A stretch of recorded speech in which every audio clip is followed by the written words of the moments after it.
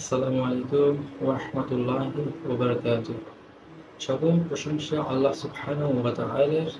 দুরূদ ও সালাম বর্ষিত হোক আমাদের প্রিয় নবী মুহাম্মদ সাল্লাল্লাহু আলাইহি ওয়াসাল্লামের উপর। আজকে আলোচনা করব নতুন প্রকাশিত সহিহ ইবনে খুজাইমা এর প্রথম খণ্ড বই নিয়ে, যেটি মাত্রই আমাদের দেশে এই প্রথম বাংলায় অনুবাদ হয়েছে।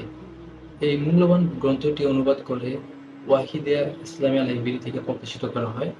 ইমাম ইবনে খুজাইমা রাহিমাহুল্লাহ উনি জন্মগ্রহণ করেন 213 হিজরিতে এবং মৃত্যুবরণ করেন 311 হিজরিতে। তিনি মাত্র 17 বছর বয়সে সফর করা শুরু করেন। তিনি ইলম এবং হাদিস সংকলনের জন্য বিভিন্ন শহরে শহরে তিনি গমন করেন এবং হাদিস সংকলন করেন। ওনার সম্পর্কে সংক্ষিপ্ত একটি জীবনী দেওয়া হয়েছে এই বইয়ের মধ্যে, আপনারা পড়ে নিতে পারেন। তো এই বইয়ের ভিতরে যাওয়ার আগে যদি হাদিসের গুরুত্ব সম্পর্কে আমি দুইটি কথা বলি। আল্লাহ সুবহানাহু ওয়া তাআলা আমাদেরকে বলেন সূরা আজহাবের মধ্যে, নিশ্চয়ই রাসূলের মধ্যে তোমাদের জন্য উত্তম আদর্শ রয়েছে। এবং হাদিসের মধ্যে যদি আমরা দেখি, রাসূল সাল্লাল্লাহু আলাইহি ওয়াসাল্লাম বলেন, যে ব্যক্তি আমার একটি কথা হলেও সংরক্ষণ করে এবং তা অন্যের কাছে পৌঁছায়, আল্লাহ তাআলা তার জীবনকে সুন্দর করে দেন। সুবহানাল্লাহ।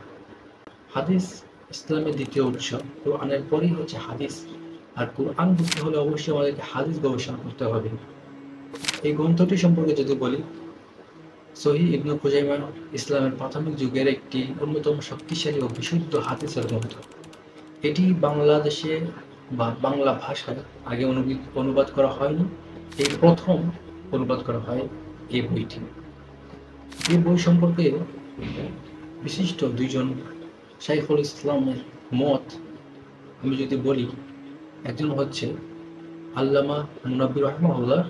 উনি বলেন, সহিহ বুখারী এবং সহিহ মুসলিমের পর যদি বিশুদ্ধ হাদিস গ্রন্থ থাকে, তাহলে সেটি হচ্ছে সহিহ ইবনে খুজাইমা।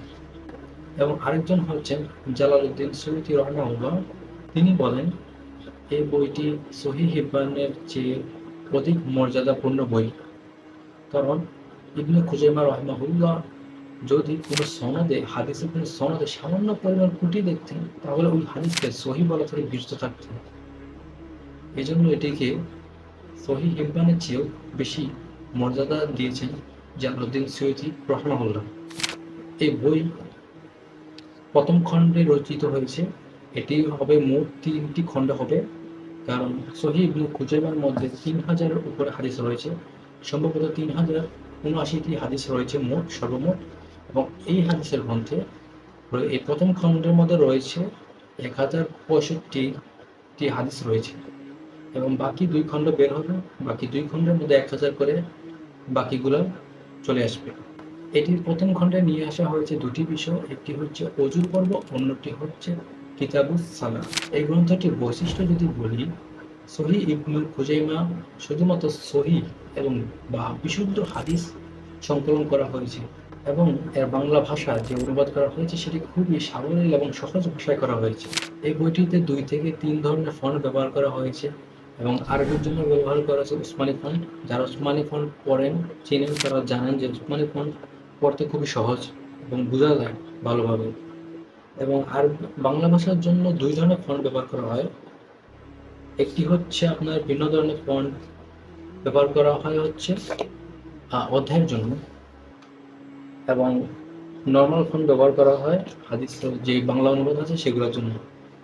এই হাদিসের বইটিতে সনদটি খুবই সুন্দরভাবে উল্লেখ করা হয়েছে। আপনারা যখন পড়বেন তখন শুরুতে দেখবেন যে হাদিসটি কি সহিহ নাকি হাসান নাকি জয়ীফ, এটা উল্লেখ করা রয়েছে। তখন আপনি যখন শুরু করবেন তখনই বুঝতে পারবেন যে হাদিসটা কি, হাদিসের সনদটা কি।